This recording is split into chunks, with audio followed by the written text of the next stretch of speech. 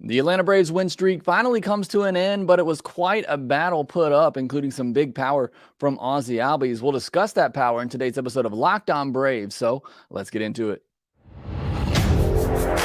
You are Locked On Braves, your daily Atlanta Braves podcast. Part of the Locked On Podcast Network, your team every day.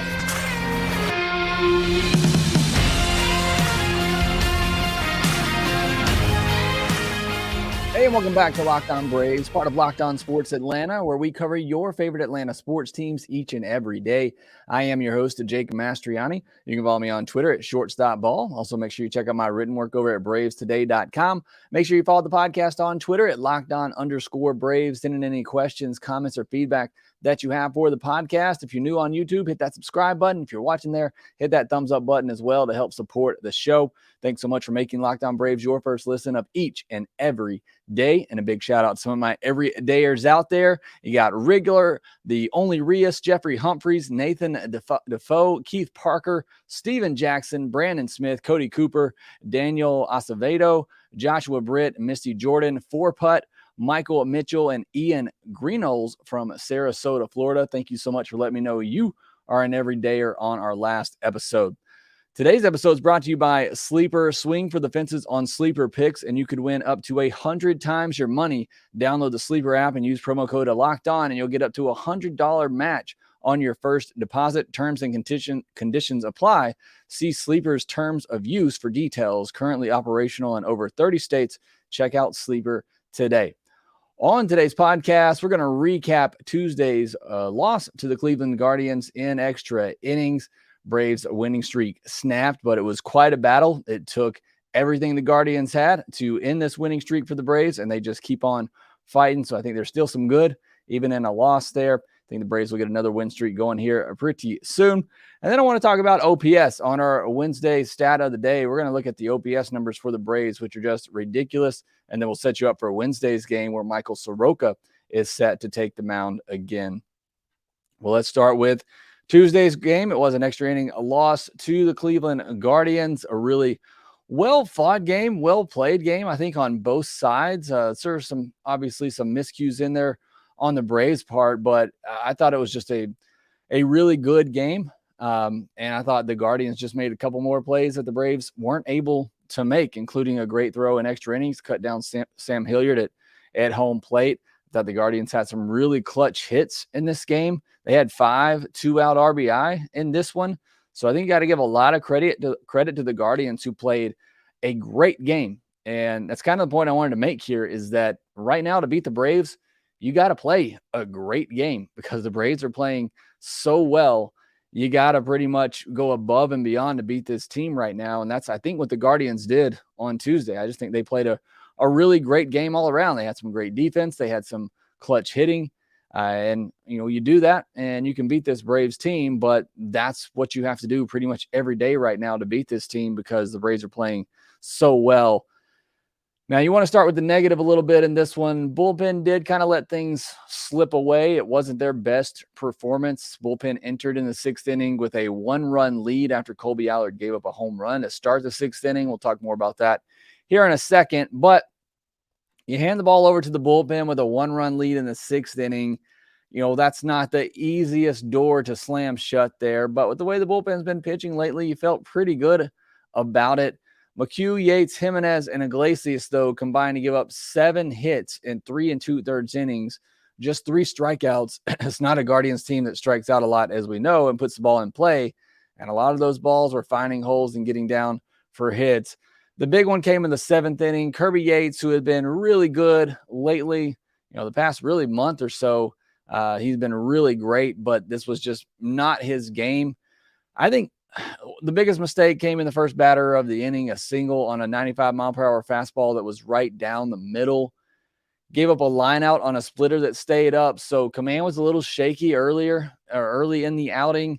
Quan got a soft liner to fall in on a good splitter down. It's just a good swing by a good hitter, and the Rosario punched the fastball the other way through the shift for a single. Again, that wasn't a terrible pitch either. You'd probably want that more up above the zone. It was more away, up and away, out of the zone, and Rosario just punched it the other way. So Not a great outing for Yates. I didn't think the stuff was too terrible, but when you talk about Yates and the success that he has been having lately, it's living with that fastball up at the top of the zone and that splitter down early in that outing. He was leaving both of those pitches up. And then when he did start executing them, Juan Rosario just made some good swings off of them. So not really major concern there. Like I said, Guardians just made some good swings in some good spots. 2 runs in that inning in the 7th, which gave the Guardians the lead. And all those runs coming with 2 outs. And I guess I'll go ahead and talk about it now. 2 stolen bases in that 7th inning as well that played really large, because there was a ground ball hit to Riley that, if the runner hadn't already stolen second base, probably would have been a pretty easy double play. And you probably get out of that inning 1-2-3. Had another stolen base later in the inning by Juan that allowed him to score on the single by Rosario. If he doesn't steal that bag, it's 1st and 3rd, 2 outs, and you get out of it with that game still tied. So run prevention was a big issue in this one. Travis d'Arnaud obviously behind the plate, 4 stolen bases in total given up in this game, 2 in extra innings as well. It's a big difference when it's Travis d'Arnaud back there and not Sean Murphy. And you saw them put in Sean Murphy in the 10th inning, I think maybe partly due to that, to try to limit the run game, which was something that Travis d'Arnaud was really struggling with in this one, and something we know nobody's as good as Sean Murphy, maybe JT Realmuto, a couple others, but certainly it's a big drop off when you go from Sean Murphy behind the plate to Travis d'Arnaud and what can happen in the run game. And I think we saw that on Tuesday night, and ultimately ended up costing the Braves the game in this one. I mean, I hate to put all the blame on one person here, but those were 2 big stolen bases. Like I said, one prevented a possible double play, and one allowed a runner to score on a single to right field that you weren't going to run on Ronald Acuna Jr. there. I can guarantee you that. So it was a big moment in this game. And you also look at Travis d'Arnaud at the plate. He also struck out 3 times, including once with the bases loaded and 1 out. So not a banner game for Travis d'Arnaud. I'm not here to rag on him. He's outstanding. He is by far the best backup catcher in all of baseball, but it was not a rough one from him. And if you wanted to put this game on one person, you can put it on Travis d'Arnaud. That's not really fair. It's a team game, but again, it was a rough game for him overall. Going back to the bullpen, Iglesias, great double play to start that bottom of the 10th inning. I mean, just fantastic. Iglesias getting up, throwing a strike to second, which is not always easy for a pitcher. Then Arcia with the arm streak to get over the first base, and then Ozzie with the stretch. I mean, is Ozzie the backup first baseman now? I mean, that was just an incredibly turned double play there. Felt like huge momentum. Felt like the Braves were going to get out of that, go to the 11th inning and get another crack at it. But Iglesias threw a sinker middle down. It was supposed to be middle in off the plate, and the hitter made a good swing on it, drilled it out to left field. I know some people were saying maybe Pilar gets that ball. I don't know. That ball was stung really hard. Eddie made a couple of good catches earlier in this game. I don't know that Pilar gets that ball either. It was smoked. So just a mistake there by Iglesias. That sinker's got to be down and in. He left it middle down, allowed the hitter to get a good barrel on it for the game-winning hit there. I mentioned 5 2-out RBI for the Guardian in this one. That's just a real blow right there to the Braves and the pitching staff. And then the getting ran on, that right there was huge in this game as well, and really cost them this one. Looking more on the positive side of things, Ozzie Albies, a couple of big home runs, including one off Clase in the 9th inning to tie the game. That was just huge. You're coming in facing one of the better closers in baseball with big stuff, and Ozzie just right out of the gate ties the game up just like that. He leads all second basemen with 22 home runs. The next closest is 16.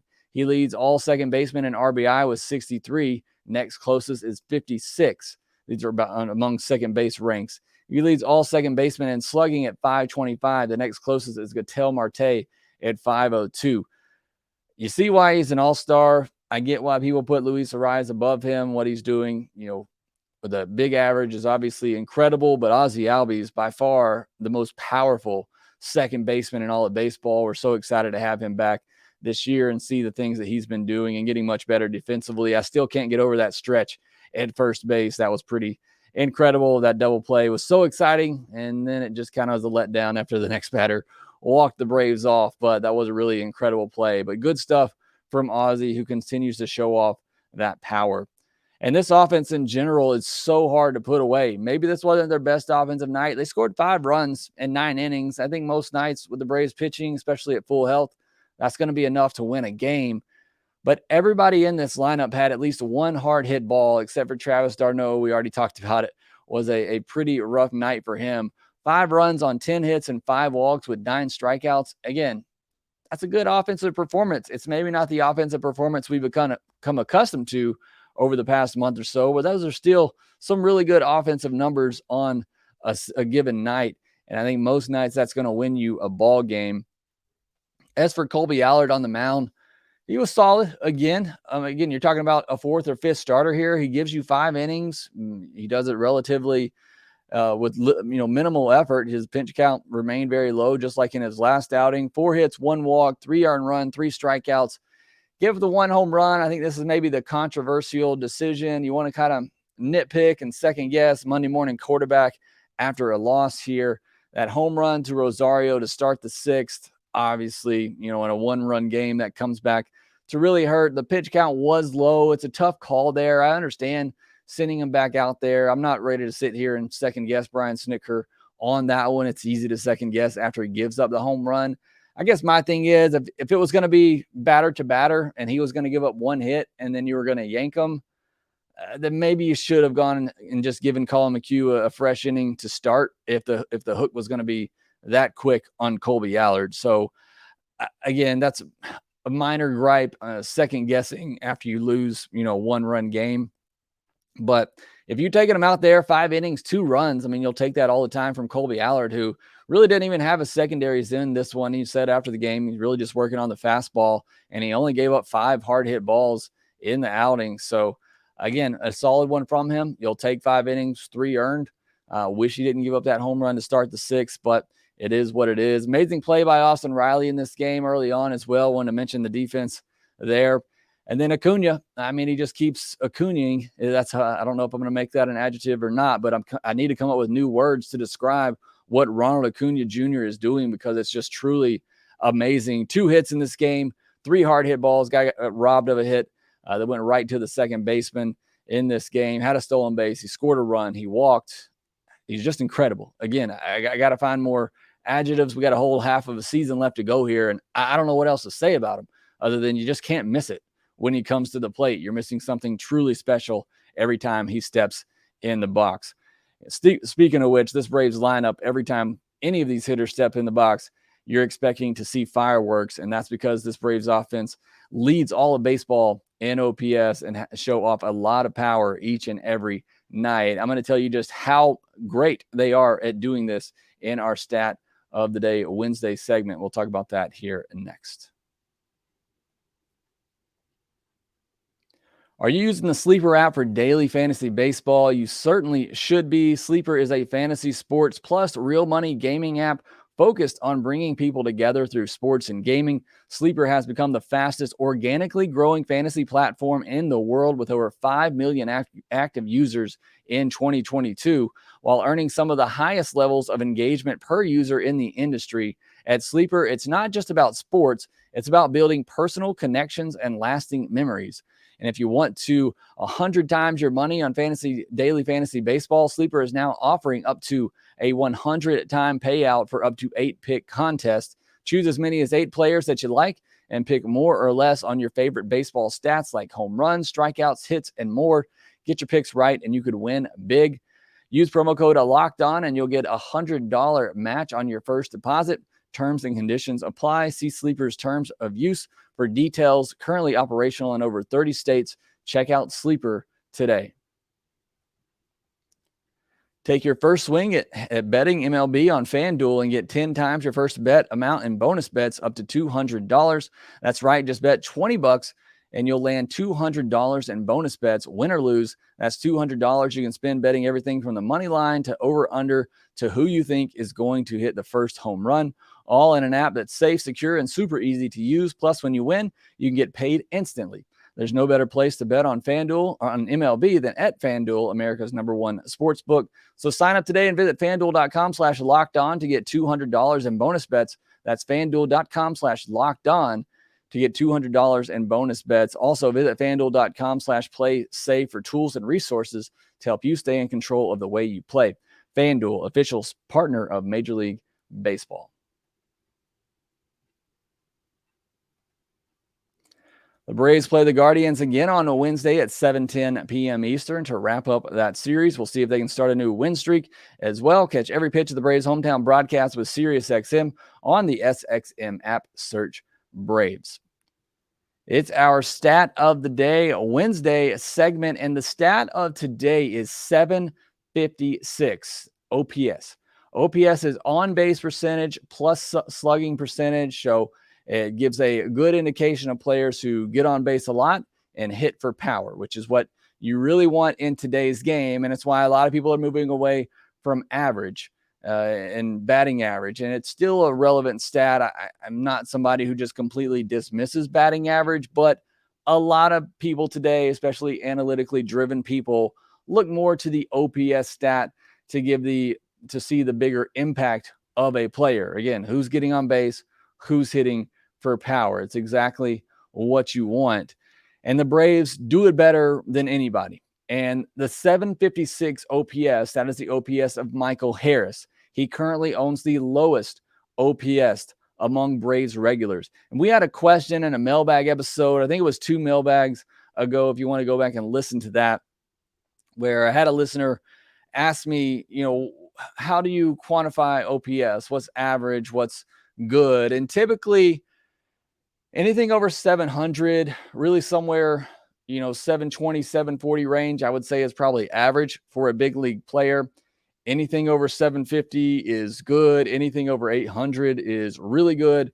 Anything over 850, you're talking all-star. Anything over 900, you're talking about MVP conversation.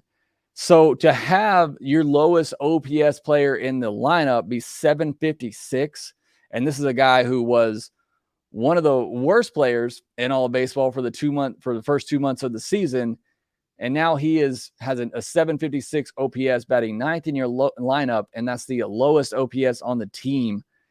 Again, we talk about it all the time, how deep this lineup is, and that just goes to show it and prove it to you with everybody having a 756 OPS or higher. It just shows you the depth and the power in this lineup. All 9 of the Braves regulars with that 756 OPS would rank in the top 80 of all Major League Baseball players among qualified players, and not all these Braves players have enough at-bats to qualify, but that would rank in the top 80 in all of baseball. That's just crazy to think about. There's 270 players in a lineup when there's a full slate of games every night. The Braves would rank, all Braves starters would rank in the top 80 of OPS. That's just absurd to think about. The Guardians aren't the best lineup in baseball. They're actually one of the worst, but J-Ram is the only starter in their lineup with an OPS over 756. Again, think about that. The Guardians have one player, and he's one of the best players in baseball, and Jose Ramirez, who has a higher OPS than all the Braves regulars. Everybody else is below 756. The Rangers, they're probably the second best offense. I think they have a case to be made to be one of the better offenses in baseball. They only have one starter in their lineup right now below 756, and I was just going based on lineups that I saw on Tuesday night, and it was actually Robbie Grossman, Braves legend. He's at 674. That was the lowest OPS they had in their lineup on Tuesday night. Everybody else was over that 756 threshold that we're looking at with the Braves. However, they only have one player with an OPS over 900, while the Braves have 3, and Ron Acuna Jr., Matt Olson, and Sean Murphy. Braves lead all of baseball with an 838 OPS. That's 35 points higher than the Texas Rangers. Braves have 7 players with an OPS of 800 or higher. Remember I said earlier, over 800 is really good. Braves have 7 players in their starting lineup with an OPS of 800 or higher. Acuna and Olson rank in the top 6 in all of baseball in OPS. If Murphy qualified, he would be added to that, and the Braves would have 3 players in the top 7 in OPS. All those guys OPSing over 900, as we mentioned. And a lot of this has to do with the home runs that the Braves hit. We know how powerful they are. We know how many home runs they've hit this year. But I thought this was pretty interesting when looking into this because I mentioned the Rangers. I think they're right there with the Braves as the best offense in baseball. The Rangers have 40 more hits than the Braves. They have 39 more doubles than the Braves. They also have 13 more walks, but that's pretty even, but 40 more hits and almost 40 more doubles than the Braves. But the Braves have a 35 point higher OPS than the Rangers. Why is that? Because the Braves have 45 more home runs than the Rangers. All those doubles, the gap in the doubles there, it's because the Braves are hitting it over the fence, and they do it better than anyone. We know that. We saw it on Tuesday night even. It's a one-run game in the ninth. You got a shot to just go deep and tie that game up in the ninth. And what happens? Ozzie Albies does just that. This lineup is so powerful top to bottom, and it's not just doubles, which that's a good number of doubles they have, but it's the home run potential. And I've said this before, and yeah, I would love for them to play a little small ball, shorten up, which they've done a better job of, and they really cut down on the strikeouts. But this is a team that hits home runs. They're going to live and die by the home run ball, and more often than not, they're going to live, as we've seen in this big win streak and all these games they've won since the start of June, really all season long, but really since they've got hot and since the weather's gotten warm as well, which we always say at the beginning of the year, when the weather warms up, so do these Braves bats. But it's because of the home run potential up and down this lineup. It's just truly incredible what they're able to do. And like I said, they get on base as well. They're 12th in all of baseball in walks. They've been taking their walks. They're cutting down on the strikeouts. And it's why this lineup, I think, is the best. Again, I think the Rangers have an argument, but those home runs for the Braves, I think, really put it over the top. And when you got an OPS that's 35 points higher than the second best in all of baseball, I think that clearly makes you the best team, the best lineup in baseball. And again, 756 OPS. That is the lowest of any Braves regular. It's just truly remarkable when you look at the box score each night and you see that OPS column out to the right there and see everybody OPSing above the league average. It's just what makes this team so special, and it's why they are so dangerous top to bottom. So that's our stat of the day on this week, on this Wednesday. Tomorrow we'll have our Through the League Thursday segment, and then our mailbag on Friday. If I'm still here, we'll try to get all that in before the baby comes at some point this week. All right, next we'll take a look at Game 3 between the Braves and Guardians. Braves, while their win streak is over, they're going to hope to keep their series win streak alive as they take on the Guardians Wednesday night. It'll be Michael Soroka and Cal Quantrill. We'll talk about that here next.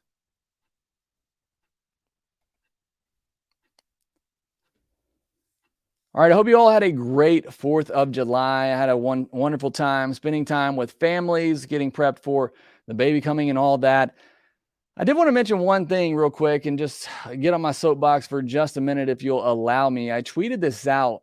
It was so interesting to me at my 4th of July get together. I have family that lives in Georgia, family that lives in Tennessee, family that obviously lives here in Alabama where I do. And I had 3 separate family members come up to me and talk about the fact that they can't watch the Braves game. Keep in mind, these are all casual fans. I tweeted this out and everybody's, responding with ways that you can watch the Braves game. I get it. I watch them. I'm obviously not a casual fan. I'm going to find a way to watch them.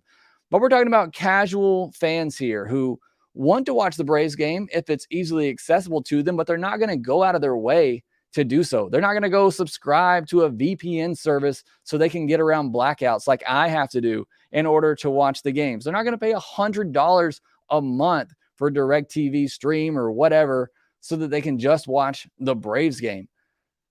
Casual fans aren't going to do that. And that's what is so frustrating to me with MLB, with Bally, whoever is to blame. Casual fans are missing out. There's a huge opportunity here that you have with casual fans. This Braves team is fun. Everybody wants to watch them. Again, even the casual fans are coming out. They want to watch them. The family members I was talking to, they're frustrated. They want to watch the Braves. But again, they're not going to go out of their way to do so. They're not going to subscribe to a different TV service just to watch this team, but they would love to if it were easily accessible to them. But that's the whole point. It's not easily accessible. And that's what's so frustrating right now as a fan. It's not just Braves fans, it's a lot of baseball fans. It's that it's not easy to find your product. Major League Baseball, wake up. Make it easier for fans to watch their teams. It was crazy. And I didn't bring it up at the 4th of July get together. These were family members. They obviously know I like the Braves, but I didn't bring it up. They all brought it up to me. And it was just so shocking. Again, 3 different family members in 3 different states, one in Georgia, one in Alabama, one in Tennessee, all said the same thing. I can't watch the Braves. I don't know where to find them. I can't get them. It's not easily accessible. I know you can do it, but it's not easily accessible. And that's what is so frustrating. Again, not just for Braves fans. I think a lot of baseball fans struggling with this is that Major League Baseball has a really good product. They have a product that fans and people want to see. It's just not easily accessible to them. Make it easily accessible. You're missing a huge market here. You could grow this game so much more if you just really help out the fans here. So hopefully with the bankruptcy of Diamond and Valley Sports potentially going away, maybe that's going to get better. But it's been frustrating for years dealing with these blackouts and it not being available on a lot of different streaming services. The game is great right now, and I think it's in a great spot, and I think it's growing. You could be doing so much more if you just allowed fans to watch their team. So I wanted to mention that because, again, I wasn't expecting it. I didn't bring it up at my 4th of July get together. It was alarming and shocking to me how many different family members I had say the same thing, that they can't watch the Braves game, and they would like to. I mean, they're casual fans. I get that, but they would like to watch the Braves, and they can't. It's just not easily accessible to them. So I wanted to bring that up because it was just, again, something that I wasn't expecting to happen at my 4th of July get together. It just kind of did. I know MLB is probably not watching this, but I wish you were, and I wish you'd wake up because you're alienating a really big part of the fan base. All right, in Game 3 on Wednesday night, Braves Guardians, they wrap up this 3-game series. It'll be Michael Soroka versus Cal Quantrill. For Soroka, he's going to need that sinker to be working in order to beat the Guardians. They put the ball in play. We know this. You're not going to get a lot of swings and misses. Going to need to be able to get that sinker down, create some weak contact. Hopefully these balls are finding fielders and not getting through holes like they were mostly on Tuesday's game. But looking forward to seeing what Michael Soroka can bring. Looked really good his last time out. Hopefully he continues to build on that. As for Cal Quantrill, been a rough year. Hasn't made it out of the 5th inning in his last 3 starts, and he's given up 20 runs in those 3 starts. So hopefully the Braves continue on that trend, but he's only given up 7 home runs all year. So he doesn't give up a ton of long balls. We just talked about it, and that's what the Braves really feast off of, but he also doesn't strike anyone out, and he gets hit pretty hard. And we know the Braves hit the ball pretty hard. So hopefully the Braves are having a little bit more batted ball luck. I think, again, you got to give a lot of credit to the Guardians' defense in this one, but Braves have squared up some baseballs in this series. Haven't always had the greatest results, but hopefully that will change on Wednesday. Braves can put up a big number. Soroka has a good start, and the Braves can win this series and continue to do what they've done here for a while now and just continue to win series. That will do it for this episode of Locked On Braves. Thanks so much for making us your first listen of each and every day. Again, the Braves play the Guardians on Wednesday at 7:10 p.m. Eastern. It'll be Michael Soroka against Cal Quantrill. Catch every pitch of the Braves hometown broadcast with SiriusXM on the SXM app. Search Braves.